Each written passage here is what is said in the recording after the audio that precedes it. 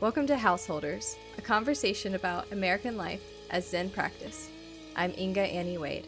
And I'm Kyosaku John Mitchell, and we're lay members of the Atlanta Soto Zen Center.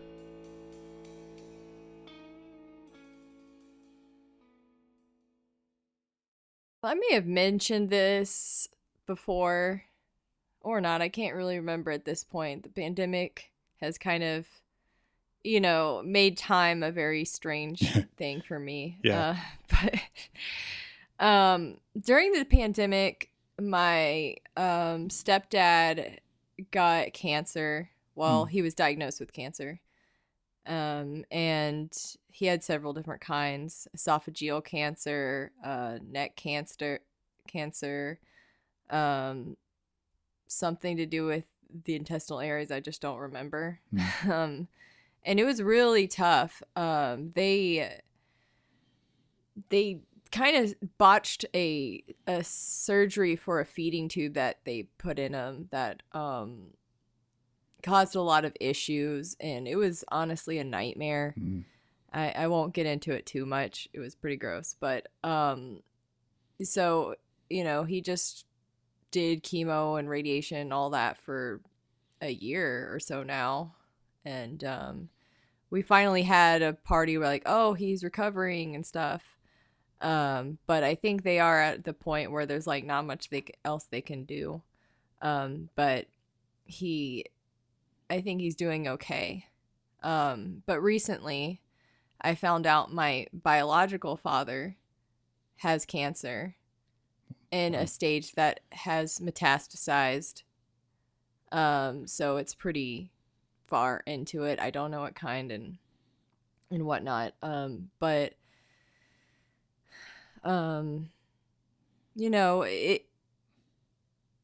he wants to try to change with lifestyle changes, but he's not going to get like treated with chemo and therapy. So I'm going to go be spending time with him at the end of this month during the break and stuff. And it's really hard for me to see people I care about struggling like this, and at the age that they are, there's always a chance that they might not make it through, or might not recover and everything. And I'm bringing this up because I know this is something that Buddhism like it talks about. It's one of the three sufferings, I guess. I don't know what you'd call them. Actually, really two of them when you think about it, because it's like sickness. It's all three. Dying. Old age, yeah. So, gosh. And when I was younger, I don't know this kind of stuff. I mean, it wasn't, well, granted, it wasn't my, like, my fathers that it was happening to. It was more like their fathers, at the time. So, didn't really affect me as much, because to me, it just seemed so far away. But right now I just don't even feel like they're old enough to be going through this. When I was sick, I never thought that I wouldn't make it, given I had my most major problems when I was 22. That didn't cross my mind that like I wouldn't be able to live the rest of my life. So it's weird. Like, I don't have the thoughts. I haven't been thinking on it on a level like, well, this is the part that makes me upset, or this is, what is affecting me. But I can tell you that it does affect me deeply. And I don't have the words to tell you how or why. When you bring up Zen or Buddhism, or maybe even just religion itself in the face of these kinds of feelings and situations, why does that come up? Like, it seems like a thing that religion is supposed to be for. It's the only thing that you have left. I mean, you if there's no way for you to recover, then the only thing you can do is be in touch with your spirituality. Mm. And you know, I feel like I've always thought of myself as someone that could be able to help people in that time Mm-hmm. with their spirituality. I thought I'd be good at that, but also there's definitely an emotional toll that happens Mm-hmm. at the same time. Like and again, like you know, my dad, he's not like a Zen Buddhist, as you'd probably guess, but he's not like so close-minded that he doesn't see necessarily like spirituality as different. Like, this is my spirituality and this is yours, but we both have spirituality, and that's the important thing. Mm-hmm. You know. So I see that I could be a help as someone who, you know, is a very spiritual person, a very religious person, I guess. Mm-hmm. But yeah, there's also just the like, how do you keep it from like it actually like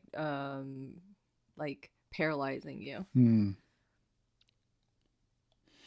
So for you in this situation, I'm very interested also in that idea of like going through like confronting one's own mortality. But for you in the situation with your father and your father figure, like two father figures, there's like two roles that it sounds like religion or spiritual practice is playing for you. One is as a resource for you to support them, and one is as a resource for you to sustain yourself while both supporting them and also just facing it yourself. Yeah. Here's the thing though, like, it's kind of paralyzed me in a way that makes me not want to do any spiritual practice. Mm-hmm. I was going to ask, like, what is happening in real time to your practice or your identity or your sort of It's like I know in my head that's what I need to do.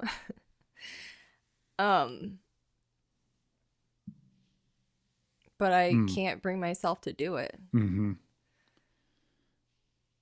What do you want to do instead? Distract myself, probably. Yeah. Hang out with friends, play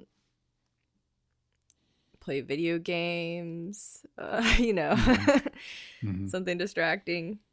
It's hard when they're, I mean, even working is fine. But it's hard when there's not a distraction. Mm. My inclination is to sort of dispense with the usual Buddhisms about like distractions being harmful or unskillful or whatever, and actually just look at that impulse that you're having, the desire that you're having for that, and orient to it as though there's got to be something positive in it for you, and try and figure out what it is. Like if you could articulate why you want that in the most generous and beneficial and supportive possible way, how would you do it? You know, like, how are you taking care of yourself by wanting to do those things? I never stopped doing the, I don't want to say important things. Obviously spirituality is important, but I, you know, even no matter how hard it gets, I always exercise. I always eat healthy. I always, you know, do things so that I can get a good sleep schedule. And I always try to keep a social, network going. But,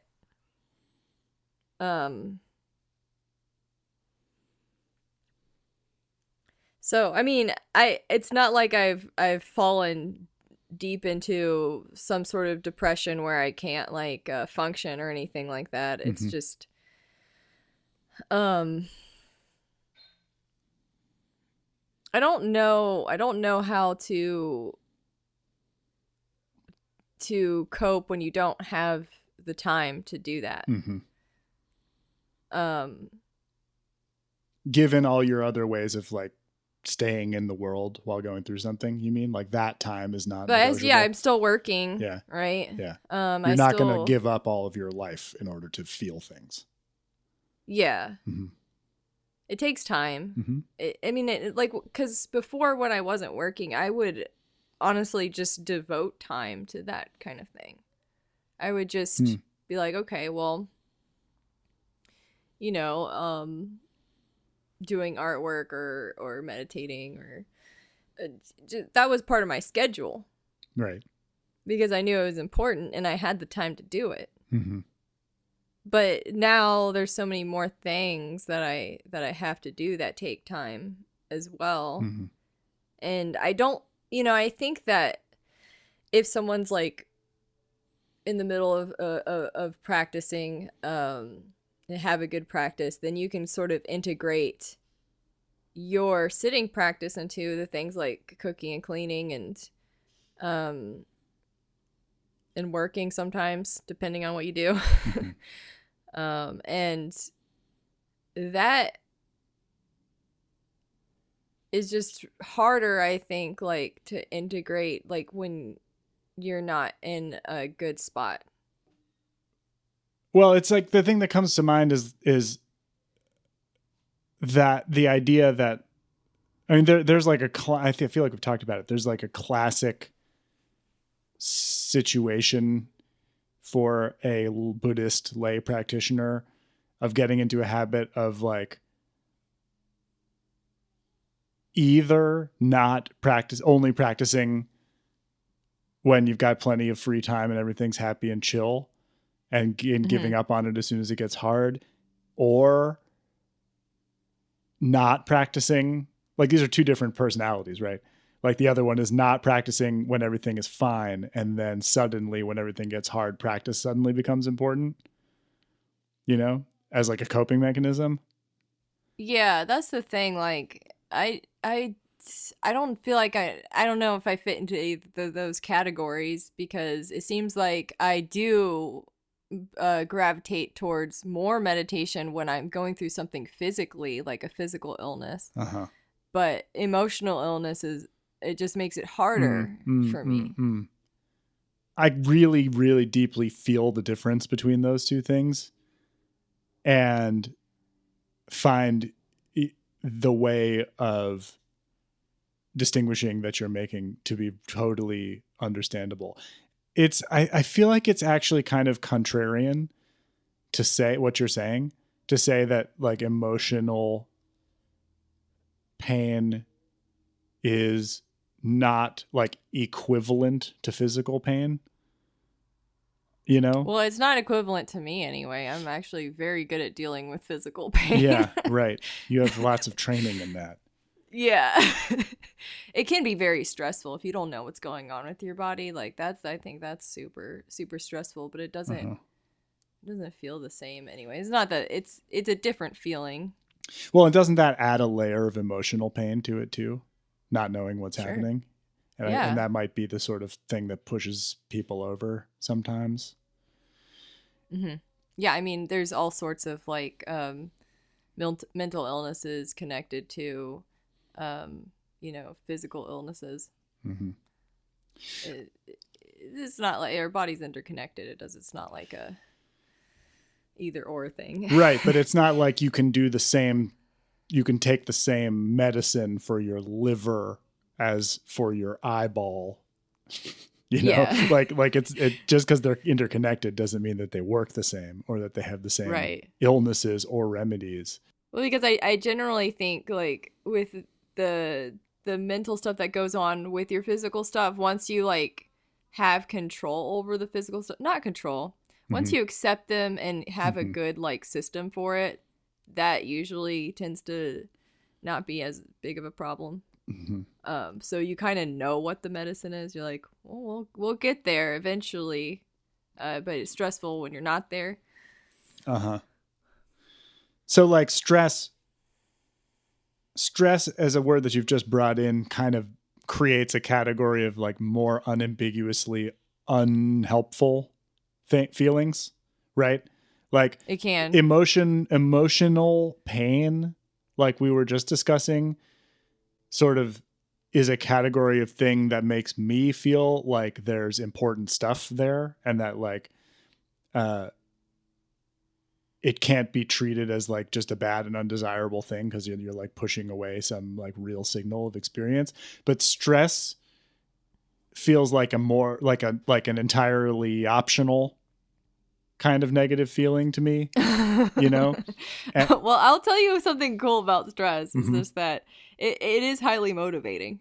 Sure. I don't think depression is very motivating. No. I don't. Yeah, totally. Like if I'm stressed, I'm like, I just need to get things done right now. Yeah. I And just then need to with get out of depression, I'm here. like, I don't want to do the thing at all. Uh-huh. So Yeah, like it's like it evolved for a reason, right?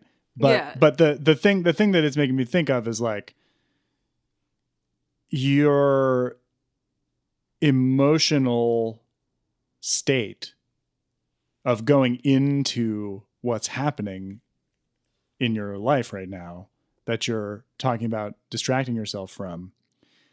It may very well be the case that there's like important feelings to feel in there, but if going into it is causing you a stress load that makes it too difficult to deal with either the other stuff you have to do despite what's going on or what's going on itself, if like it causes you to feel stressed out to face that, not just the feelings about it, but like what's actually happening. Yeah. Then that's counterproductive. And like if you can reduce the stress load to like, this is just my feeling and reaction. Like I'm not making any kind of like psychology statement here, but like it's fine. Like if you can manage the stress load of what you're going through by not going into the feelings of arising from what's happening when it's not what's physically present with you, that seems like a skillful response. Possibly. I mean, I know that, when I was going to therapy a lot, you can't always deal with the thing you need to deal with, like at the moment, that it's happening. It's not a convenience thing necessarily. It's just like that, maybe you have kids that depend on you and you can't just like go on an emotional journey like of the mind and in that moment or something, or yeah, that's pretty relatable what you just said.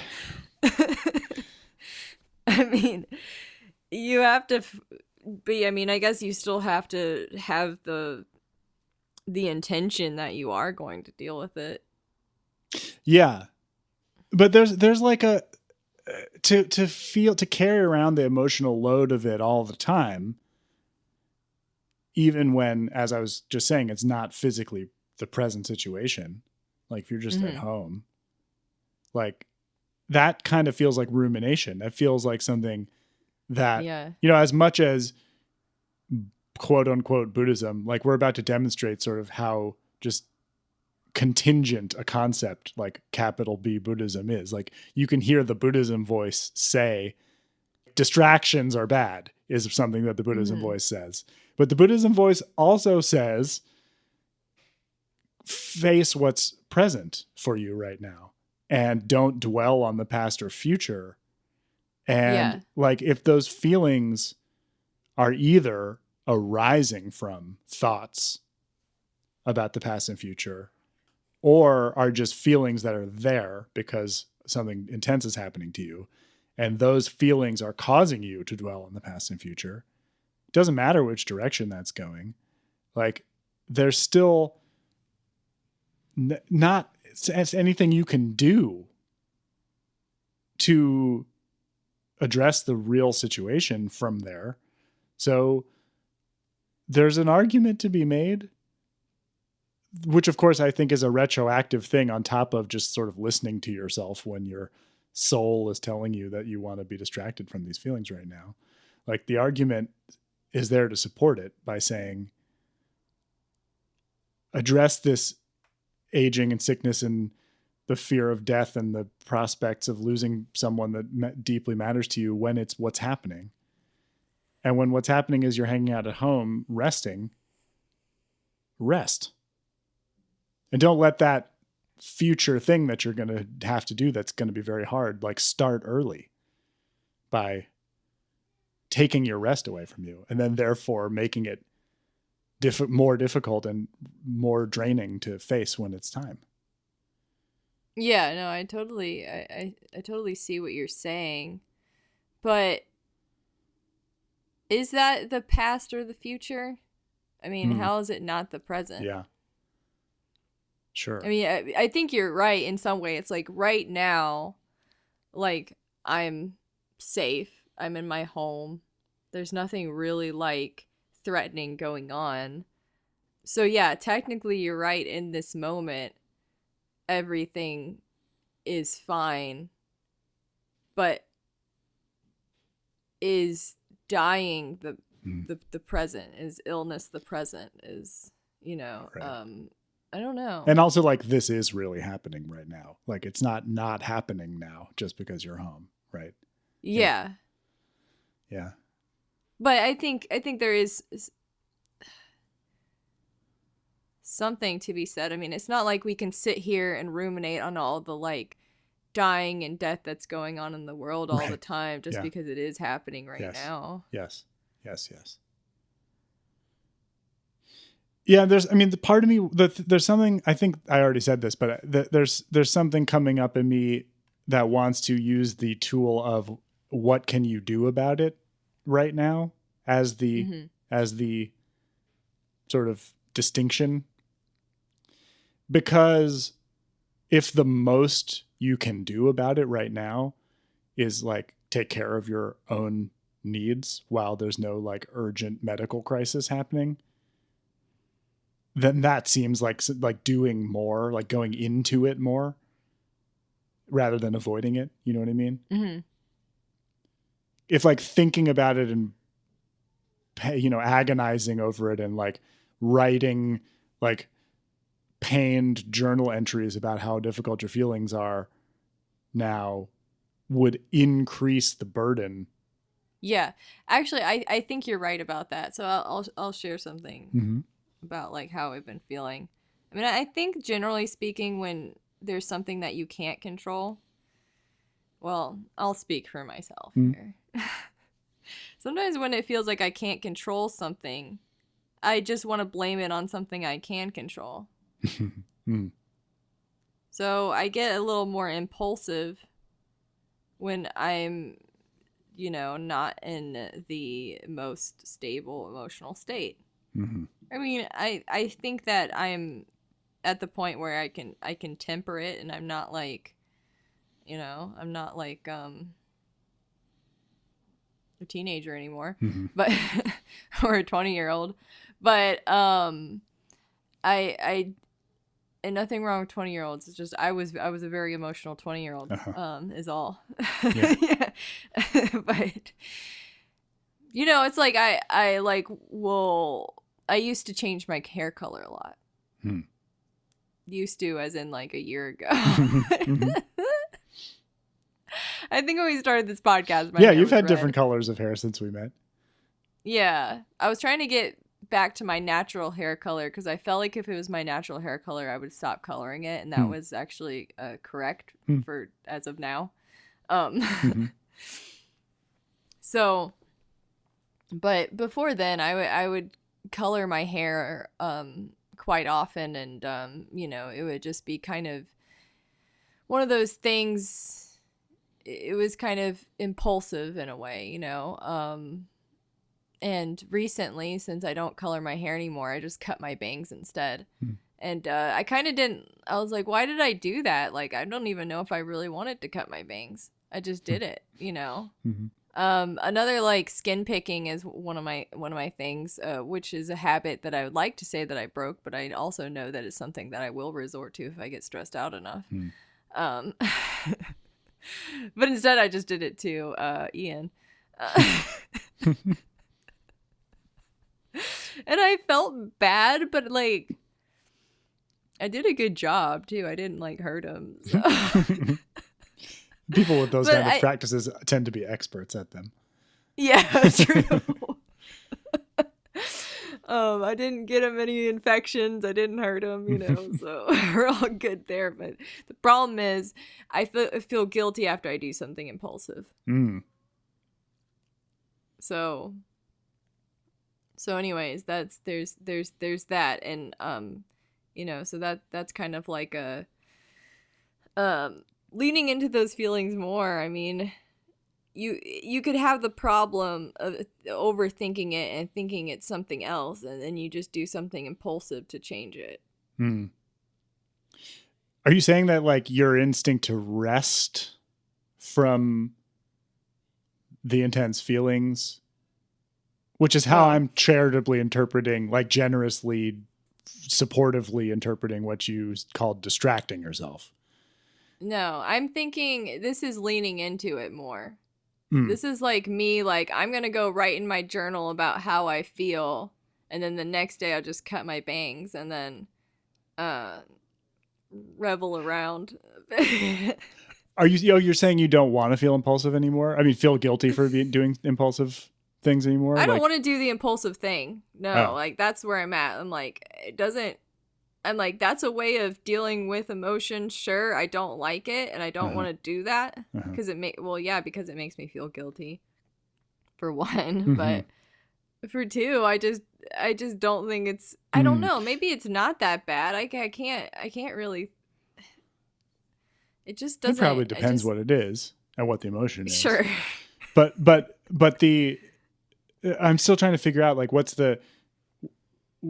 is you're saying you're feeling all these intense feelings about what's going on with your dad and your stepdad, and you're looking out for like an impulsive channel of those feelings into something, and you don't want to follow that impulse.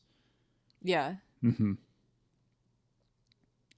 It's just like I'll be like, I don't know. It's just because you want to control something. You want to be like, I can fix this. I mean, with totally unrelated things, but you can convince yourself those are the things that will make you feel better. You can convince yourself.